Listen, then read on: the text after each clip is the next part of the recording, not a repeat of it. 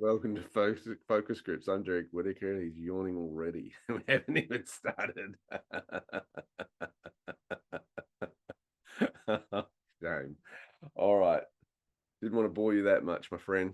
And it's good to be here as we dive into. Anticipation of the rarefied air and information. Oh, too funny. All right. Let's have a look at what we're doing here.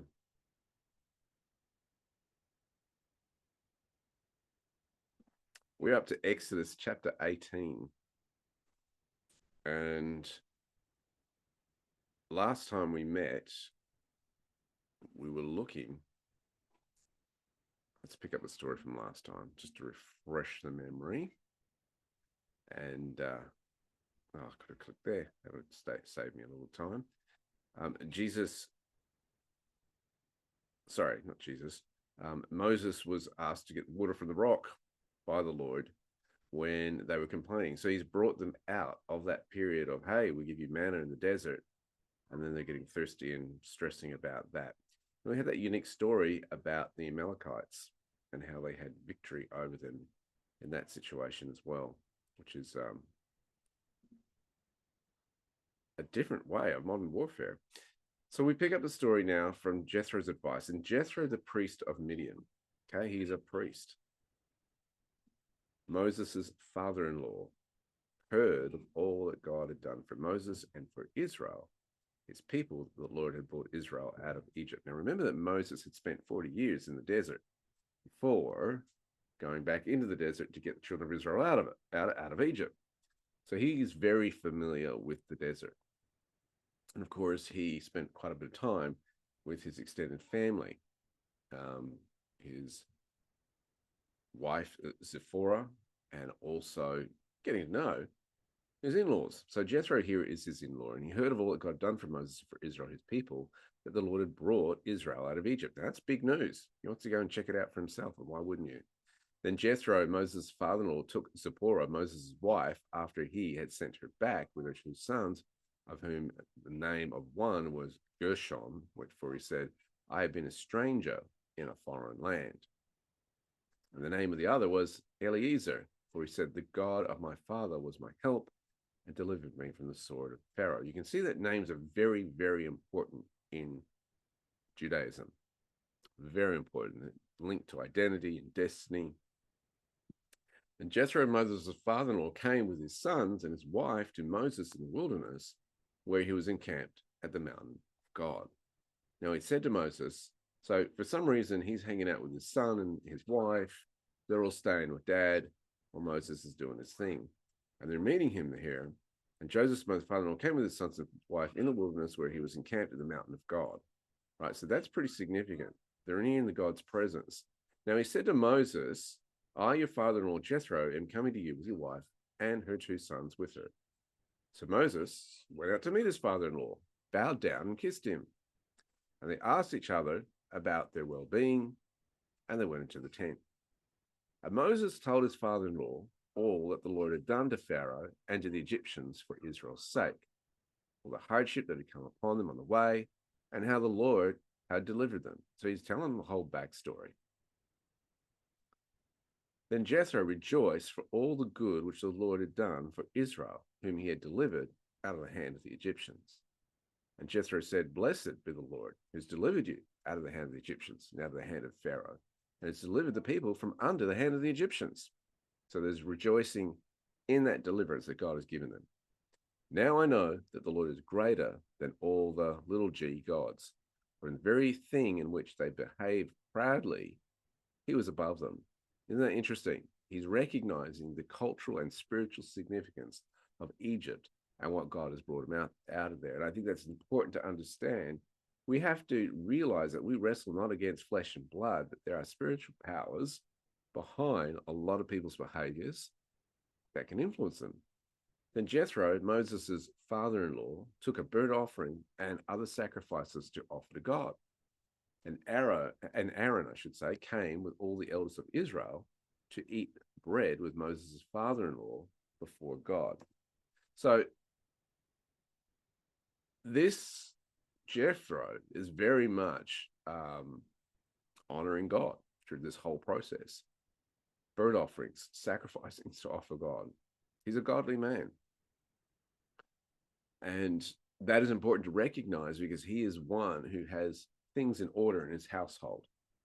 And Aaron came with all the elders. So Aaron, of course, is Moses' brother, and he's also the high priest of Israel, with all the elders of Israel to eat bread with Moses' father-in-law before God. And so it was on the next day that Moses sat to judge the people, and the people stood before Moses from morning until evening. That's a long day to be judging the people. Imagine how some trials go, modern culture. Moses there a long time. So when Moses' father-in-law saw all that he did for the people, he said, what is this thing that you're doing for the people? Why do you alone sit and all the people stand before you from morning until evening? And Moses said to his father-in-law, because the people came to me to inquire of God. When they have a difficulty, they come to me, and I judge between one and another, and I make known the statutes of God and his laws. This is the problem. This is a problem because everybody's relying on Moses to hear from God, on one person. And so Moses' father-in-law said to him, the thing that you do is not good. Both you and these people who are with you will surely wear yourselves out. You're going to burn out. For this thing is too much for you. You are not able to perform it by yourself. Sometimes it takes someone outside the situation to recognize what's actually going on and seeing it. Somebody asked me to help them in their business a few weeks ago, and it was interesting. They're actually in a place where they were offering me a job, and I was kind of like, well, let's talk about this, dive into it a bit more, what you actually need. And I actually discovered, listen, if you just reschedule your calendar a bit better, why do you need me? You don't need me in your business. And so it was interesting to see that, just reorganizing some things, priorities. And why? To their own credit, they said it's easier for you to do it because you're not in the situation, you're outside the situation. I have advisors for my own situations because they're more objective about things than I am, and I need to bounce off their expertise. So Jethro can see this. He can see from outside and says, this isn't good. This is not sustainable. He says in verse, this is too much for you. You're not able to perform it by yourself. He's not going to get anything else done but sit there before the people. Now listen to my voice. And the danger is of burnout is this, is that you can get bitter. Moses, if he continues doing this, he can get frustrated after a while. If he's not really doing what he should be doing, he's going to get drained, he's going to get worn out, and the risk is that he gets bitter. And this is a task that needs to be done, but there's no administration to it. It needs to be better handled, better managed, etc. So verse 19, here is the solution. And this is really important. It's one thing to have people often criticize, but they don't offer a solution. Moses' father-in-law sees the solution as well. He says, here's the solution to it. Listen now to my voice. I will give you counsel and God will be with you. Now, the risk is being told what to do by a relative. Sometimes it will go down, sometimes it doesn't go down. So it comes across to me, and Moses had respect for his father-in-law because he's taken time out from his busy day of judging the people from day and night to be with his father-in-law, right? The day before. He says, listen now to my voice. I'll give you counsel and God will be with you. Stand before God for the people so that you may bring the difficulties to God. And you shall teach them the statutes and the laws and show them the way in which they must walk and the work they must do. So what's the groundwork there? Well, education, really. Bring them before God, bring the difficulties to God, teach them the statutes and the laws. Show them what they must walk and do. Otherwise, you're going to have people who don't know what they're supposed to be doing. If you don't know what you're supposed to be doing, they're not going to get it right. It's like training a child. You have to train a child to tell the truth, not lie. You have to tell a child not to steal, but to respect people's property, right? You have to teach them the ground rules. So the first offense, I don't know if you ever come across this, a kid saying a bad word, and they don't know it's a bad word. They've just heard it said by someone else. You have to go, look, that's really a bad word. Oh, is it? I didn't know. Okay, first offense, no problem. It was done in ignorance, right? If you continue to do it second, third time, now we've got a problem. Okay. And so it's kind of like this. If the people don't know what's right or wrong, you got a problem here. So you should teach them the statutes on the law, verse 20, and show them the way in which they must walk and the works they must do. Moreover, you shall select from all the people able men, such as, here's the qualities of these people, these men: fear God, men of truth, hating covetousness, and place such over them to be rulers of thousands, rulers of hundreds, rulers of fifties, and rulers of tens. So he's breaking down into smaller chunks, right? Thousands, hundreds, fifties, and tens. And let's face it, can you be good, close friends with thousands? No. Can you be really good, close friends with hundreds? No. Or fifties? No. But you can of tens. And it says, and let them judge the people at all times. Then it will be that every great matter they shall bring to you, but every small matter they themselves shall judge. So it will be easier for you. They will bear the burden with you. If you do this thing and God so commands you, then you'll be able to endure, and all this people will also go to their place in peace. So he's sharing the burden here. And that's really, really important. The great task that God has called you to do, or the assignment, you often can't do that by yourself. You're going to need other people who have a similar vision to walk with you in that. And that's really important to remember. Otherwise, you risk burning out. So Moses heeded the voice of his father-in-law and did all that he had said. And Moses chose able men out of all of Israel and made them heads over the people, rulers of thousands, rulers of hundreds, rulers of fifties, and rulers of tens. So they judged the people at all times. The hard cases they brought to Moses, but they judged every small case themselves. And Moses let his father-in-law depart, and he went his way to his own land. It's really interesting that this visitation by Moses's father-in-law is one of blessing to Moses as well. It's not a drain to Moses. It's not a situation where Moses is left depleted. It actually builds Moses up. You can see God's hand in this, where he's saying, hey, Moses, let's get some order in here. It's interesting that God doesn't give this direct motion to Moses. It's like, hey, you need to delegate here, buddy. You can't keep doing this by yourself. What that also does for those who were nominated, it gives them authority and it gives them ownership of what God is doing in the nation. So you can see how God is then helping Moses structure the culture, at least in the area of law.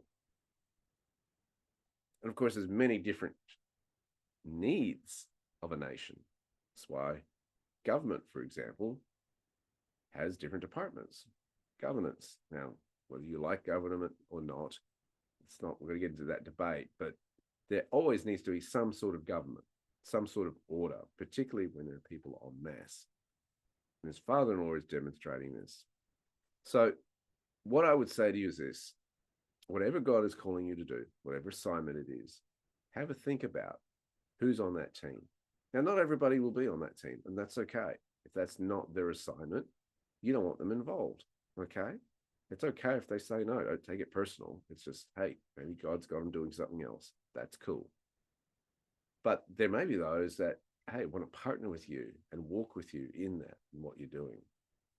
And I would encourage everyone in leadership to pray, Lord, who is it that you're bringing to the team? Because you want a team that is easy to work with, that are on the same page as you, that can work with you, but also bring strengths to you where you're weak. Because none of us have got the whole package together and are all that, the bee's knees. None of us are Jesus, right? We have different gifts. We have different flavors of the same corn. So it's really important to recognize that as well. All right, any questions or comments on this passage? Called this "How to Avoid Burnout in Your Life Assignment." Your life purpose. Yeah, it's unusual. It's not something I would have ever expected to have read in the Bible. Yeah. And the source is odd as well. Very practical. Yeah.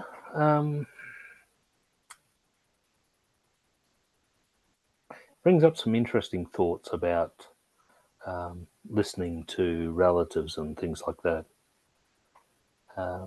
and people that you hold in high esteem.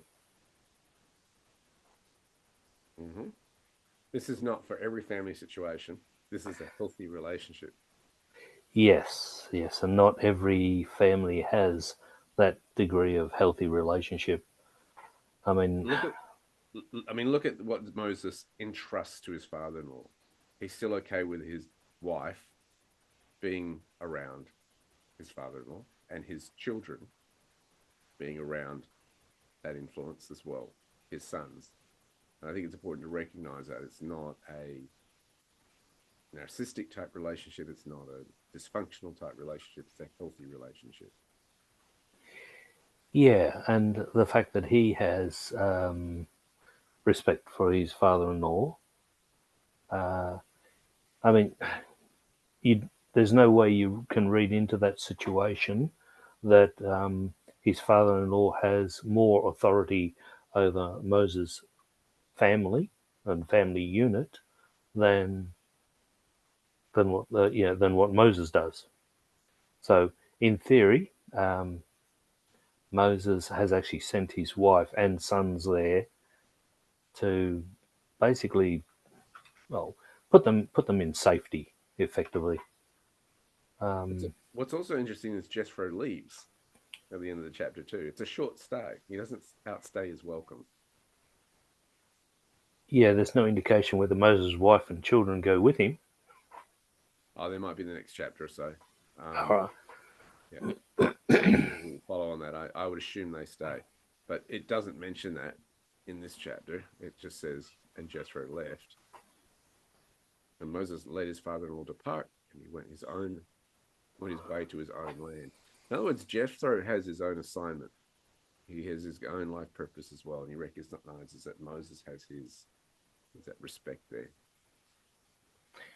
what's also interesting about that, I don't recall up until this point hearing about the fact that Moses' wife and children weren't actually with him. Yeah.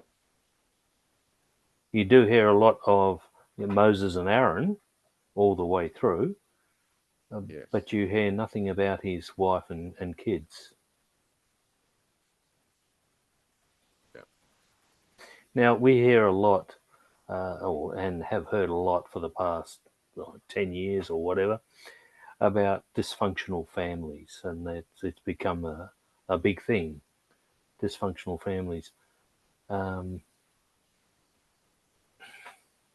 so really, a functional family, which is what Moses would have had, um, would have been something quite unique, and is seen as something quite unique nowadays. Hmm. A lot of that has, I believe, been brought on by the dissolution or dissolving of community as such. I look at a lot of my friends, people, well, people who have come from places like the Philippines, and look at the communities that they are still involved in. The how they bring relatives and senior community members on board when they have a child for the first couple of years of the child, um, to assist the parents in bringing up the child. Gives the child a lot of balance, um, alleviates a lot of stress from the parents, makes things easier, because that often that person has had their own kids, and has, in theory, at least some reasonable child management skills. Also, it helps with the child the the toddler training, especially toilet training at around about 2 years of age, things like that, and also the terrible twos, the tantrums and what have you, going through the 2-year-old age phase.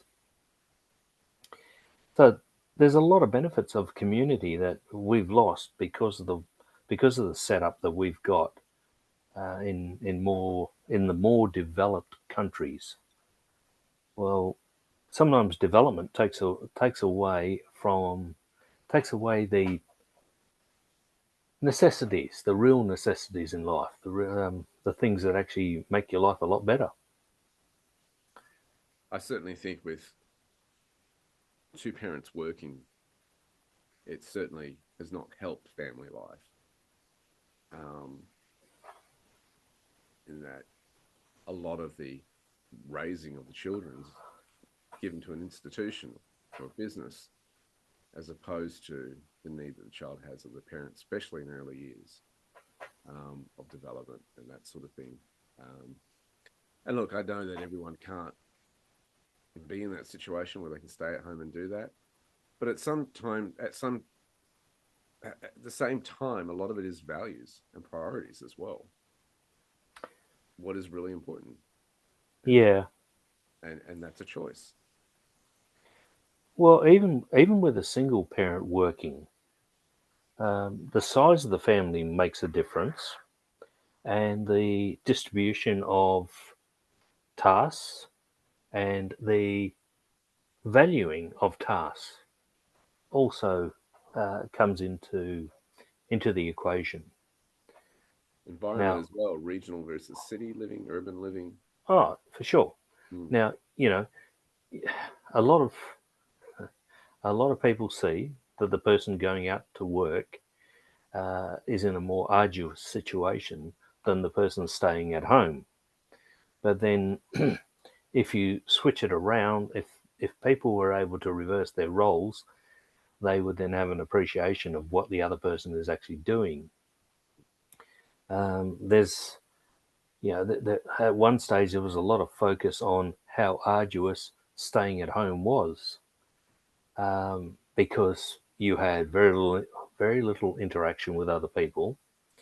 It was a thankless job, basically, because you do your daily work, and when like cleaning the house and all that sort of stuff, and then the rest of the tribe or the rest of the family would come home, and you'd find your whole day's work decimated, and you'd go to bed that night knowing that you've got to repeat the same thing again tomorrow, and it would be decimated again. So that is really not heart rendering, but really depressing.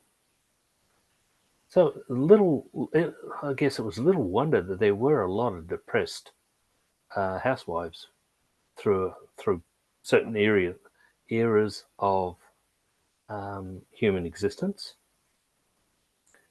because there was no appreciation for what was being done on the home front Mm. as such. But by the same token, the person who went out to work, their plight wasn't often recognised, particularly if they were in a work situation that they didn't like, or they were up against people that were making their life hell, as it were. Yeah, it's It's harder for them to change, knowing that they are bringing in the cash, keep the thing going. yeah, Mm. and then you got all these child mining things that get thrown in, like TVs and phones and goodness knows what else, so that there's no communication. There's no appreciation for anyone else. Mm. Um, my younger son was acting up one time, and I told him, you either straighten yourself out or you start getting banned from things.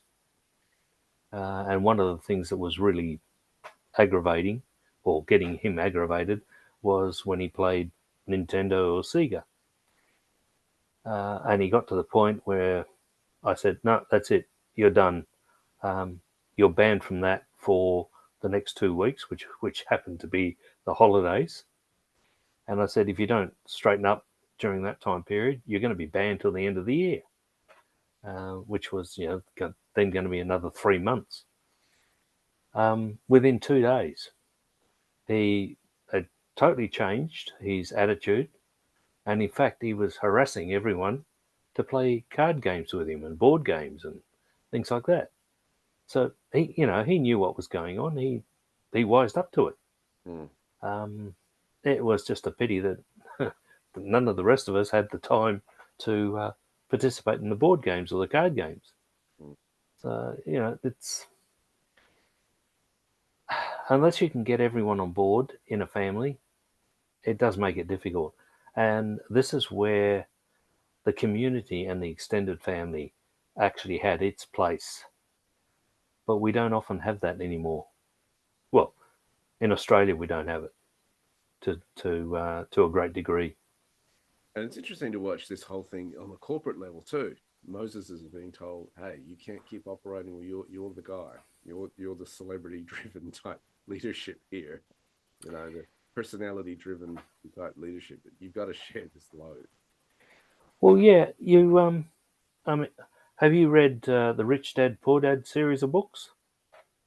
Most of them, yeah. Okay, the second one that Robert Kiyosaki wrote himself, uh, he said, well, basically, when he starts a new business, there's 5 people that get involved in the business.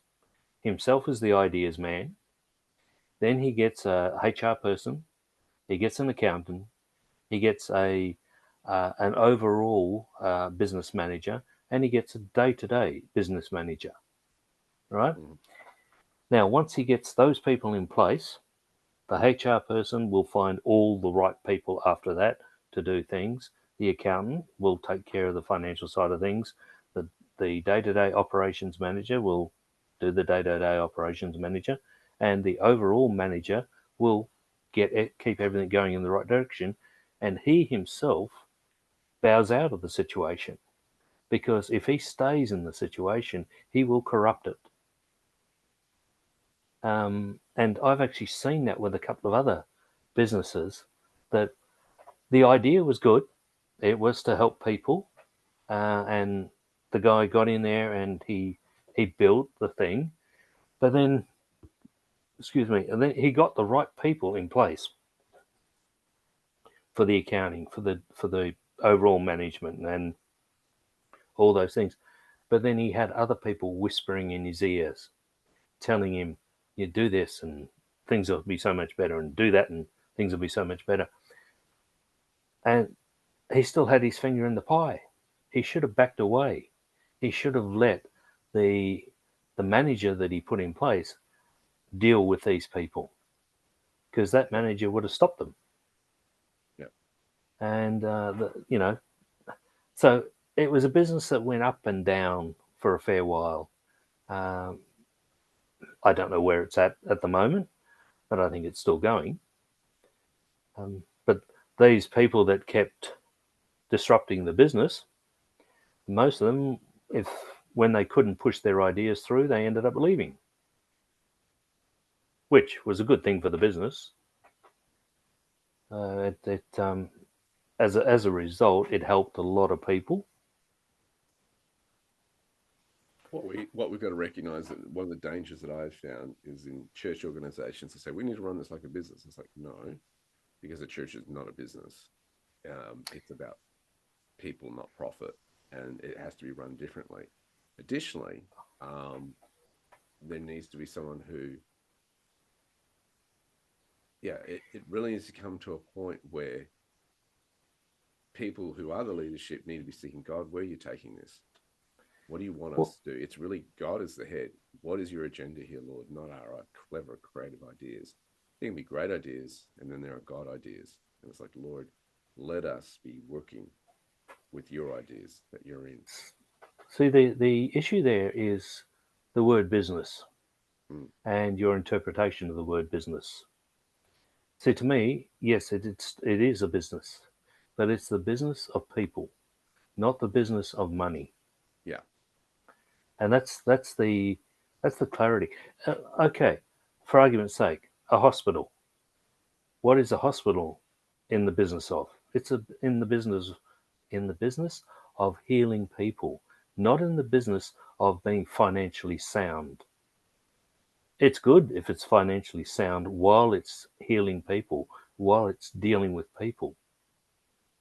But there's way too much focus in most hospitals on being financially sound and being profitable as such.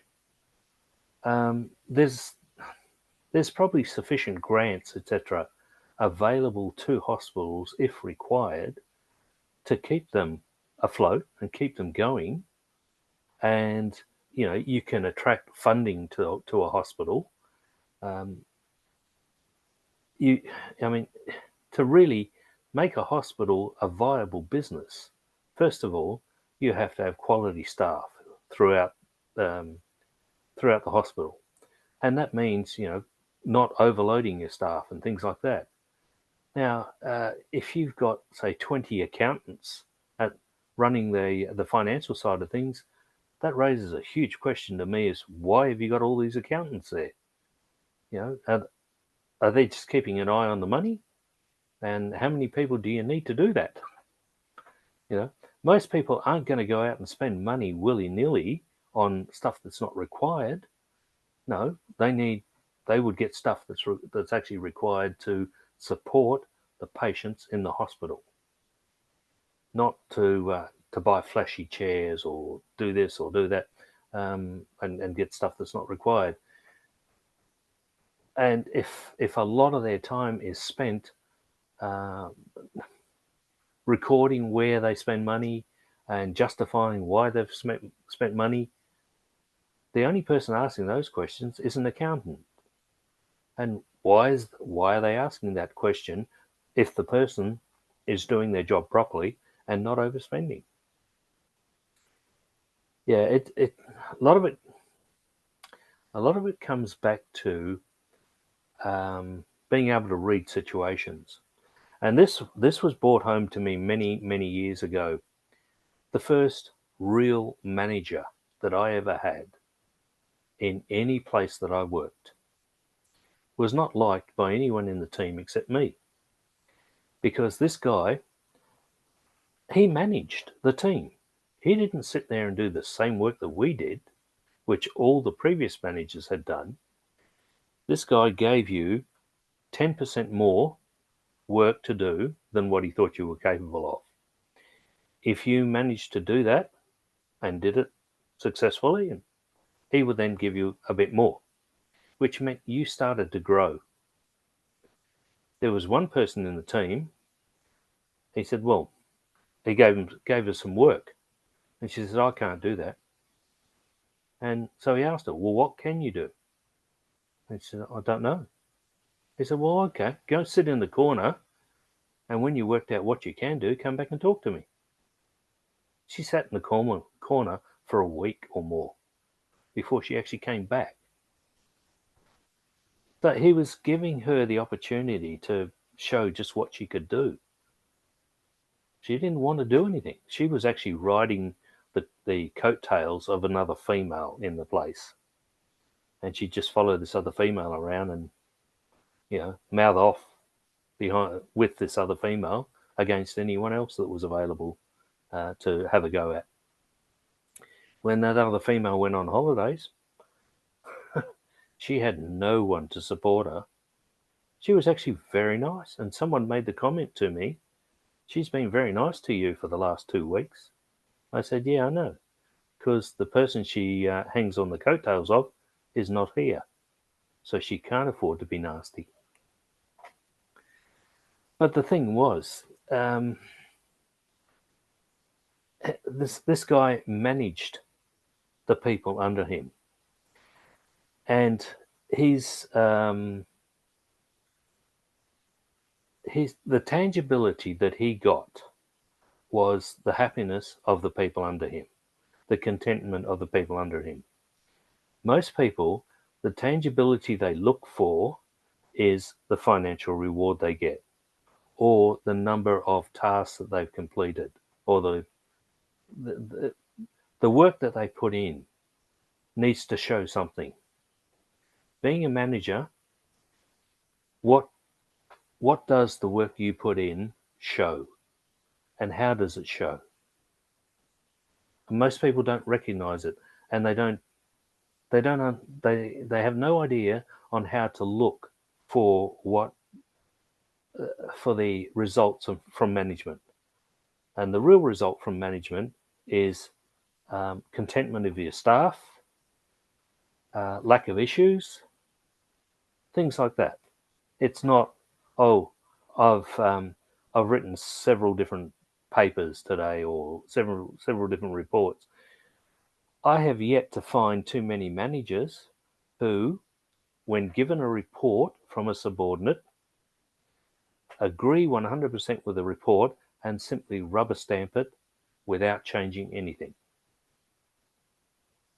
Now that is a manager who knows the value of his staff and is prepared to say, I've got good staff. I support my staff 100%. Most managers, to show that they're actually managing, would actually have to make some adjustments to that report. Because otherwise, they start thinking, well, hang on, if I don't make changes, how is the guy above me going to think or going to know that I'm actually worthwhile in my role? Well, if the guy above you can't see the value of you for the way that you're handling your staff, the way you're getting the job done, then he shouldn't be a manager either. It's certainly a different skill set, isn't it? Managing people.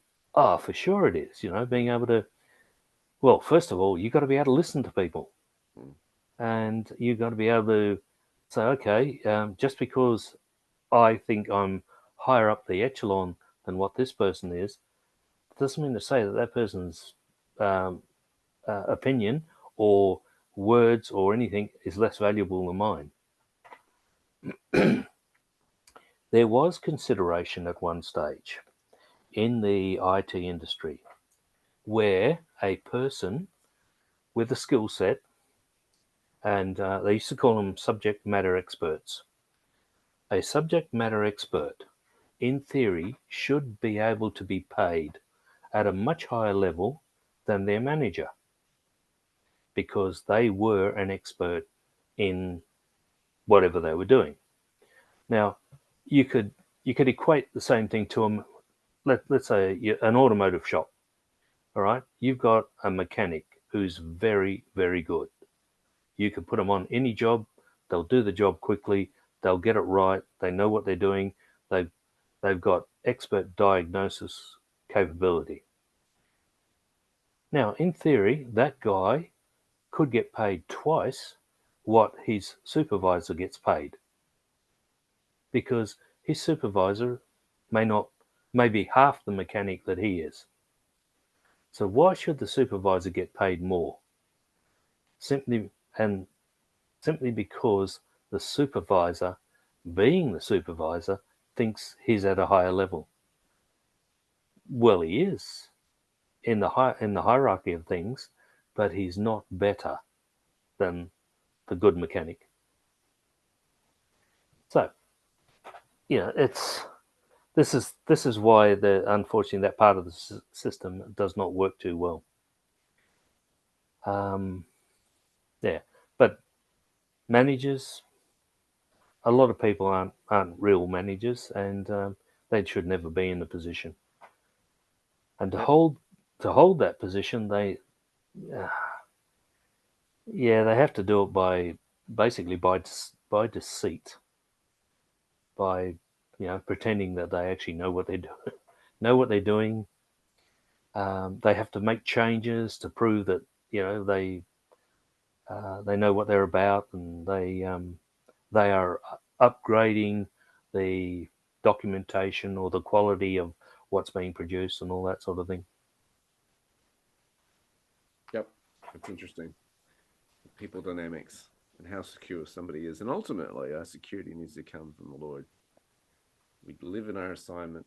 We know He loves us. We don't have to prove anything to Him because He already loves us unconditionally, and resting in that, and then being about that assignment, but also learning at the same time and growing in our capacity and learning new skills when we need to. It's been a good conversation. Yeah, you hear the wisdom from certain sources nowadays you should never compare yourself to others. You should compare yourself to what you were before. And, Absolutely. and Yeah. basically work out what your purpose is, work out where you're supposed to be going. And yes, that's what it comes back to, asking the question and listening for the answer. Nobody wins in a comparison game. Nobody wins. Somebody, there's always someone better at something than you, Oh, and it's not a fair comparison to say, well, they're better at this and I'm better at that. Who wins out of that conversation? You don't win. They don't win. Nobody wins. But yeah, it's really interesting, that dynamic. It's good. Yeah. well, you remember that the parable about the talents and things like that. Mm-hmm. I have an interpretation on that. We are all given a certain amount of talent. However, it is where that talent is focused that makes a difference to us, and that's what we see. You may have a person who's extremely talented in mathematics, or someone who's extremely talented in art, or someone who's very physically talented. Now, that means there's a lot of focus in that particular area, which means all the other areas um, get less. But then you may have someone who's basically equal across the board. They have no real specific talent. They're effectively a jack of all trades. Now, their real talent is you could put them anywhere and they could do just about any job. So out of all of those people, which is the best? Well, they all have their own advantages. So there is no best out of the whole lot. There's a best if you want an artist. There's a best if you want a mathematician. There's a best if you want a metal worker.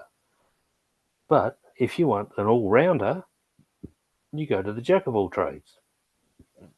They're not necessarily going to be really good in anything, but they can do pretty much everything.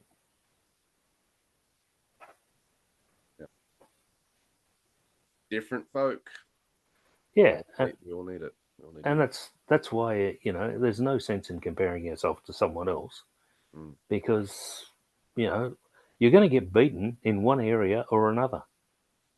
Mm. So why do it? Yeah. Been good. Hey, those watching this video, thank you so much for being a part of this conversation. Love to know what you think as well. Good to hear from you. Thank you so much. This has been Focus Group. We look forward to catching you next time. If you want to be part of these lives, simply go to the website supernaturalfinance.com. I'll pop your details in there and you'll get notifications when these meetings are on. Great to have you here. All right. God bless. We'll catch you next time with Focus Groups.